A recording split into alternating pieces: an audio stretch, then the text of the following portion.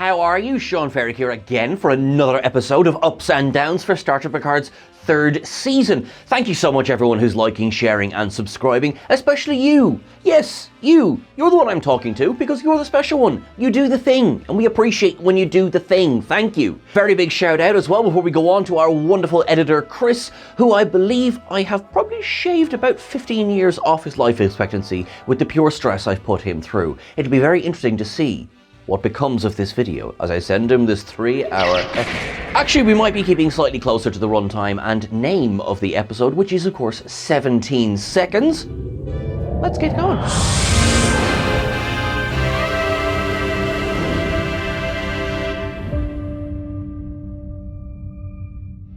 Last week we got the absolute revelation that Jack Crusher is the son of Beverly Crusher and Jean-Luc Picard. I was very satisfied with this. So as I said last week, I like the idea that the Picard line does not end with Jean-Luc. As you remember, it was one of the saddest parts of Generations. I think it would be such a critically important thing to Jean-Luc that this revelation that actually, no, he's not the last Picard. As we get into the episode, we can see that the Titan is, moving fairly happily through this nebula because, as we called out last week, of course, a bit like the best of both worlds, we're going to hide in a nebula. I will admit to being, I did a little bit of shorthand last week. I didn't mention the Mutara Nebula, and I should have, as several comments pointed out, so that is fine. Yes, very like the Wrath of Khan, the Mutara Nebula as well. The sensors are going, the shields are going, it's a bit like, oh, okay, cool, we're going to use it the way Kirk and Khan did. There is phaser fire, there is torpedoes, but the ship manages to get away from the Shrike, at least in the beginning. And I do want to give up straight away to Riker's experience in this whole episode. Now, Riker's something I'm going to come back to a fair few times in the ups and downs for this episode. So just up, first of all, Riker, but also I want to give an up to Vadic. If you remember the reveal of Vadic last week, she was sort of crazed, sort of, laughing at them. Here, she's cold. And she is living that description she was saying last week of the Shrike. There's no frenzy killing. She'll peck and she'll jab. She very calmly says, again, it was a bit unsettling, really, to see Amanda Plummer go from over the top chewing the scenery to dead focused, and it's one of the reasons I really like Vadic, and I'm really glad she's not going after me. What's that? We get a wonderful flashback, and actually taken up de-aging, because both Jonathan Frakes and Patrick Stewart are de-aged very well in this scene. This is of course set in the after months of Thad's birth. Now, as you know, sadly Thad passed away as a very small child, and this is set around 2381. I need to come in with a down. We have Riker in a new uniform. Think of who's speaking at the moment. Do you not know how much I love uniforms at this point? I love them, I love them, I love them. And this is clearly an evolution of the First Contact Nemesis era uniform. With Thad being a newborn, that places this in 2381. So, if we look through our timeline of uniforms, we know that Star Trek Lower Decks is set in 2380 and 2381. We know that in 2380 on the Titan, they still have those First Contact era uniforms. That's fine, that's before this episode. Going into 2381, we still see those era uniforms. And again, look, that's fine. We know from things like Star Trek Generations that there was a phase in where you had the TNG era and the DS9 era. That is fine. But remember, if we go back to Nepenthe, there is a picture of Admiral Jean-Luc Picard holding baby Thad. And in that picture, he is wearing the Picard Season 1 era flashback uniform, which I love. I think it's a beautiful design. We also know that because Star Trek is a franchise, in 2383, in the world of Star Trek Prodigy, we have the uniforms that are similar to the All Good Things Endgame era uniform, and especially the comm badge as well from All Good Things and Endgame. And the reason that Riker's uniform for me is getting it down is that this, to me, it seems we're going to include a different uniform for different sake. And I thought, is that really necessary? It seems like there is a black bar across the shoulders as well, which looks like it's going to be a progression from the First Contact era to the Picard flashback era. And in terms of headcanon, I can absolutely see that, but I just don't see the point.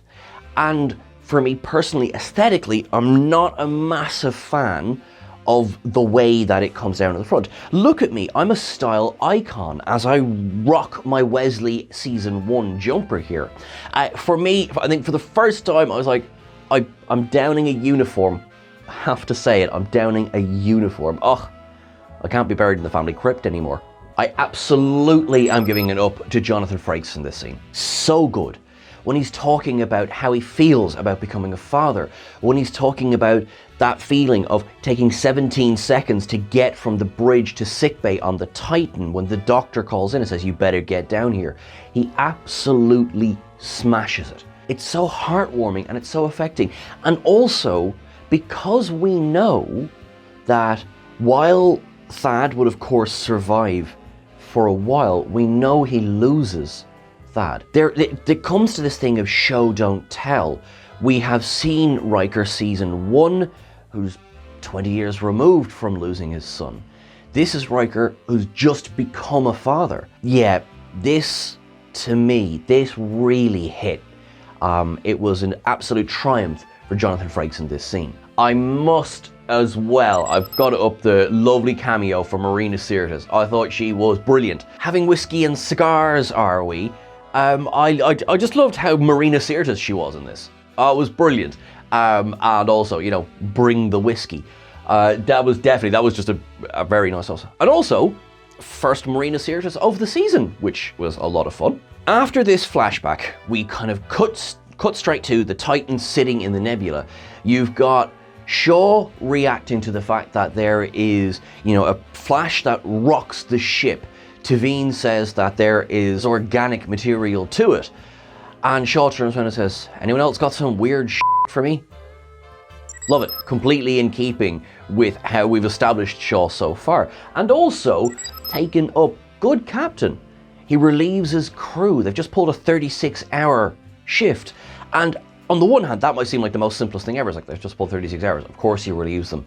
But if you think about it, a lot of the struggle that we've had with Shaw up to this point is how by the book, no, we're not doing that, Admiral, and we're not doing that, and we're going to go from here to there, and that's the end of it, and, you know, he wouldn't engage or anything. But then here's the positive side of it. It's like, you know, LaForge, Morrow, Asimar, you've just pulled 36 hours, go and get some rest while you can.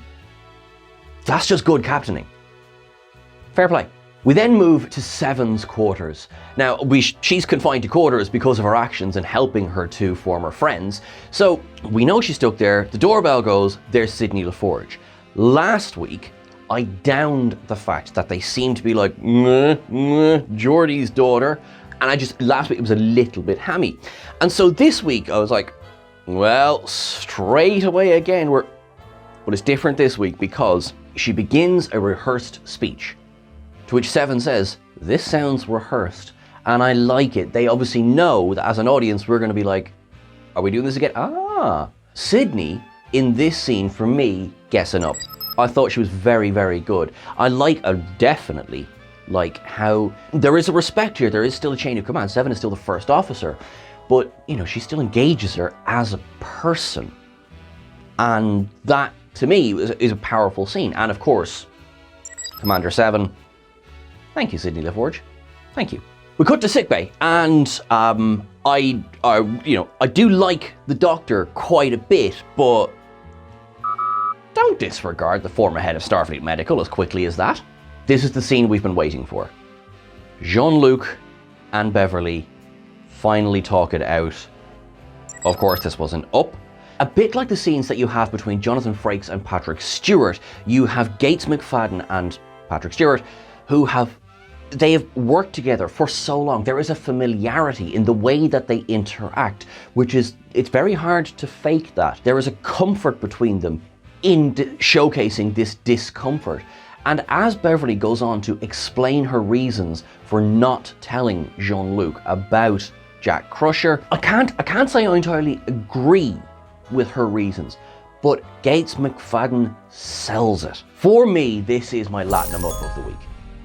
It has to be. This entire exchange, particularly Gates McFadden in this scene, but in this entire exchange, her pain, but also her anger. If we think back to Wrath of Khan, now it's a different situation because Kirk knew of the existence of David. Jean-Luc didn't know of the existence of Jack, but when Kirk is asking Carol, why didn't you tell him? And Carol goes, how can you ask me that? Were we together? Were we going to be? There's definitely shades of that here. Beverly's like, okay, well, maybe I was going to tell you, and then photon grenade going off near you. There's Reman assassins after you. You're getting held up in the Denatra sector. You can understand where she's coming from. There's a great line in particular. I thought I could protect my son. I didn't know if I could protect yours. It must be painful to hear that because there's gotta be so much truth behind that. Again, a fantastic exchange where she uses his own fear of fatherhood because of his relationship with Maurice Picard that was very explored in season 2. Having Picard turn around and say, how dare you use that against me? Again, this was a powerhouse of a scene. It was badly needed. Like, from the moment we sort of knew that Jack was going to be Jean-Luc's son, this conversation, and I like that they've had it this early on. This was fantastic.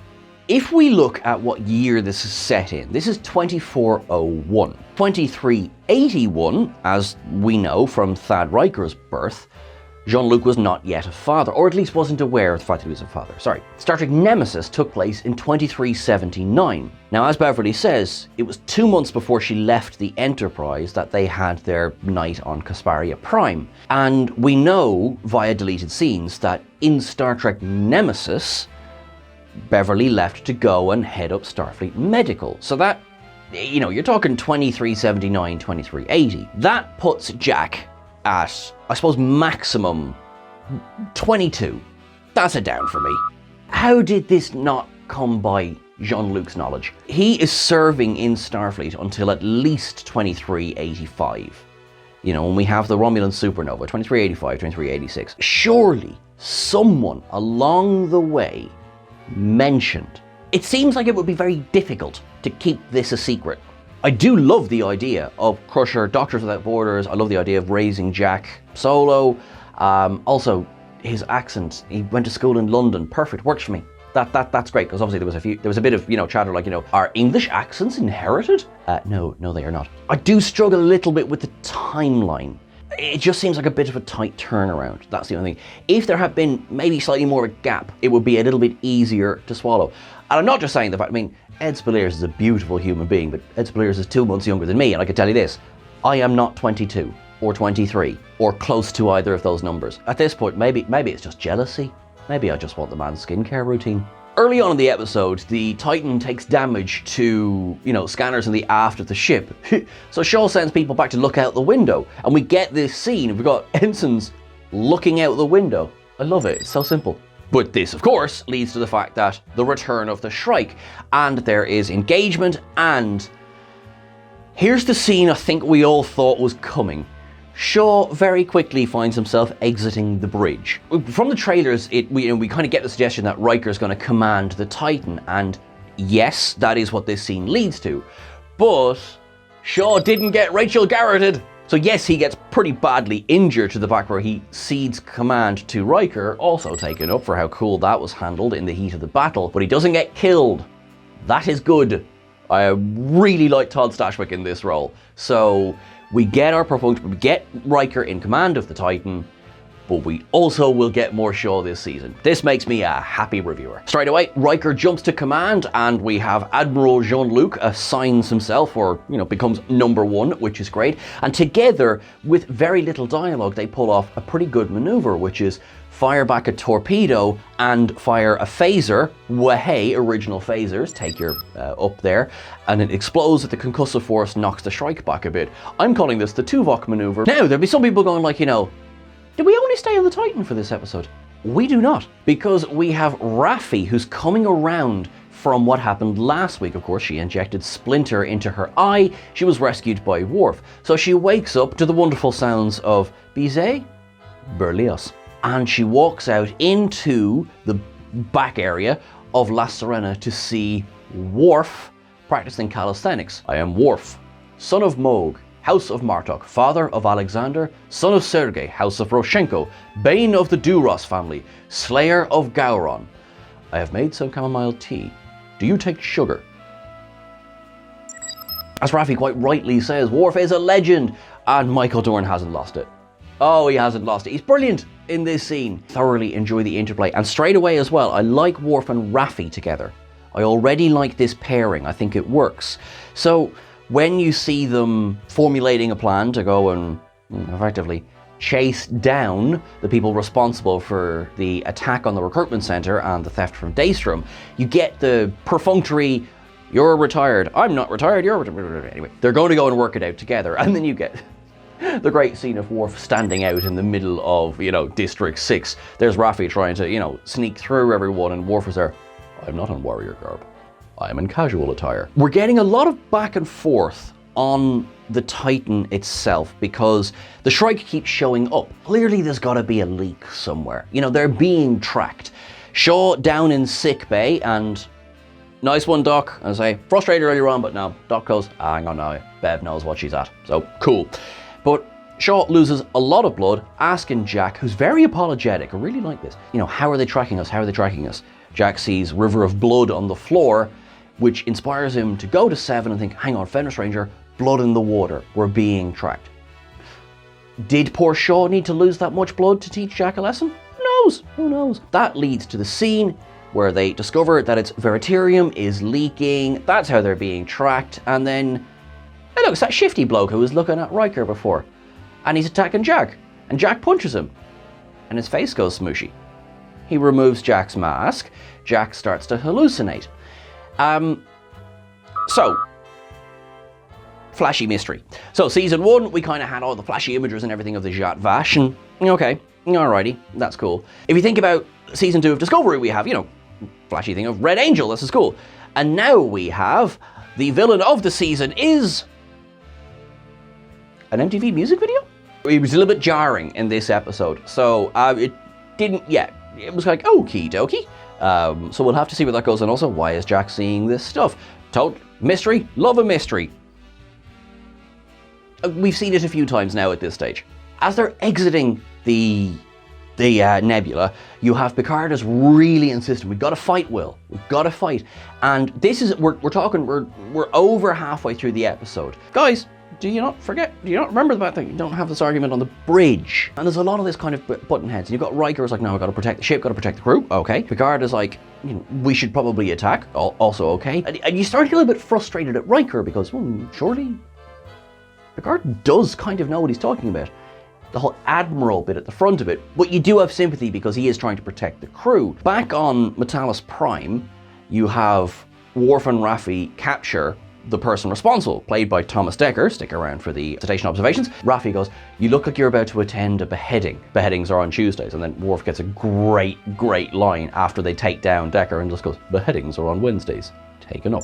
We then get back aboard La Sirena. They're putting pressure on, we got good cop, bad cop, pressure on Titus Rika is the character's name. Raffi's really leaning in hard and he looks like he's sweating, got all of these withdrawals going on. It breaks to the point, it starts to tell them, that it wasn't about the portal weapon. It wasn't about that. Something else. This was a distraction. We see Smooshy Face. To everyone who a couple of weeks ago were given out to be saying, I missed a changeling. That was the Nunicam. I was kind of like, I want a changeling. I was like, and then I saw this, I was like, yeah, holy crap, the changelings are back. We get a lovely reference as well to my friend in the Great Link, for the love of God, taken up for that one. Did Picard Season 3 just become a sequel to Deep Space Nine? There's talk of the Dominion War. There's, terrorist sects of changelings going on, trying to reignite the war again. Starfleet can't acknowledge it because that would mean possibly, oh my God, like what's going to be actually? This is amazing. This is interesting because we had heard before that Picard, like this season of Picard was going to be, a spiritual sequel to both Voyager and DS9. I didn't see the bloody Founders coming. This is fascinating. Also, that's a pleasantly gross effect for the changelings. I am so here for it. The portal weapon that I just mentioned is a bit unreal. I really like this technology. I also like how they don't waste time going, oh my God, it's a portal weapon. What does a portal weapon do? Well, it does this. No, we get it. Portal weapon opens the portal. And again, there's frustration between Picard and Riker, because Riker's like, take us back in the nebula, take us back in the nebula. Even I'm, as an audience member, I'm frustrated at Riker. I get it, I do, but I'm frustrated at him, and I see that building. So that portal weapon is fantastic. I really like this, but it does set up the final scene where eventually Riker's like, all right, listen, let's do it your way. Picard is like, he's jumping up and down going, will you bloody fire torpedoes? They try and come up behind the Shrike, but actually the Shrike has already turned around because of Saboteur on board. They fire torpedoes at the Shrike. Portal weapon opens, which sends the torpedoes into the back of the Titan. Oh no, that's not good. Down. Riker turns around and says to Picard, remove yourself from the bridge, you've just killed us all. That was not earned. In my opinion, that was not earned. Seems very forced, the argument between these two men, and I did not care for that one, because we only had something like, and again, because there's interspot with scenes of warp, about 15 minutes of build up to this, and these are people who've been friends for over 30 years. You've just killed us all. That is my Trillium down of the episode. It is also my first Trillium down of season 3 of Picard. Delighted to say it's my first Trillium down of the season. That's very good. We're on episode 3. That's not bad going. It just didn't feel earned. Your anger is at Vadic, not at Picard. We'll have to see how that goes next week. Riker, you go and apologize to that man. Okay, I'll be like, yeah, that might be good. But for me, that stood out. It felt quite manufactured. So I have to say that. And then we close the episode with it sinking down toward a gravity well in the nebula. Oh shit. Now, on that lovely cliffhanger, would you come and join me at Citation Observations?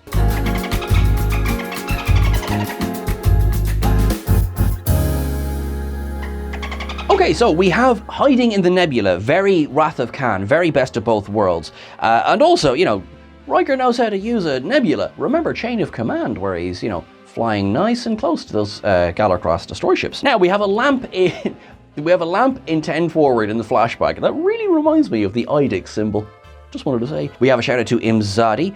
Now we have the Voyager XL Eagle Moss, spray painted silver, which I think looks lovely. In the 25th century, we see we're still using plastic stands. Our editor Chris, when we were doing the detached nacelles for Discovery A, was like, just use magnets, just use magnets. I like the undershirt that we see on that one patient in sickbay. I find it very evocative of the sort of Marine Corps uniform that we saw on DS9. We had a reference to Casperia Prime, which was mentioned before in both Change of Heart and Inquisition in DS9. Kolara 5, of course, Kolara 4 was where they found B4. There's a shout out to Riemann Assassins. The Donatra sector, named after Commander Donatra from Star Trek Nemesis. Of course, a shout out to Wesley.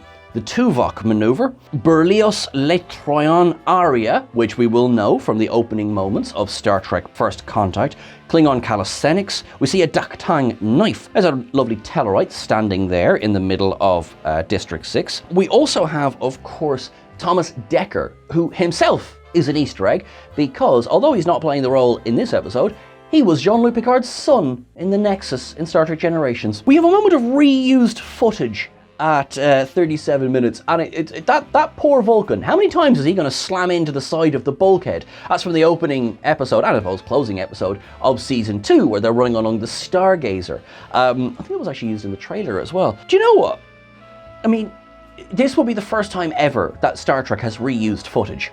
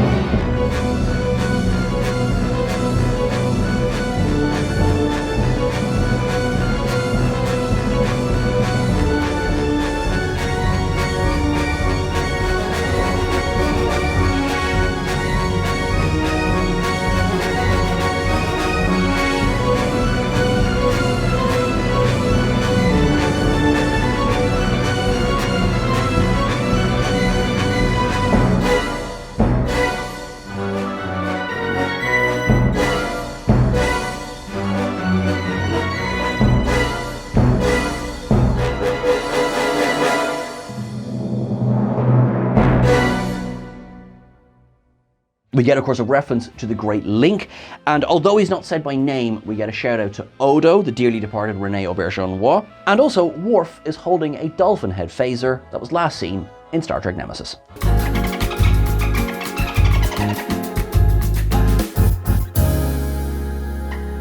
That's everything for our episode this week. Do you reckon I missed anything? Let me know in the comments below. What did you think of Picard Season 3, Episode 3, 17 Seconds? Let us know in the comments below. You are all wonderful. You are awesome. Please don't forget to like, share, and subscribe. Remember, you can catch us over on socials, on Twitter at Trek Culture. You can catch us on Instagram at Trek Culture YT. Catch myself at Sean Ferrick on the various socials as well. And you can also catch our lovely editor Chris at EditChrisEdit on both Twitter and Instagram. Whatever you do, until I see you again, look after yourself. Make sure that you're good to yourself, your friends and family. Be there for everyone if you can, and let people be there for you. Make sure you live long and prosper. Remember, infinite diversity and infinite combinations. Have a wonderful week, everyone. Make it so.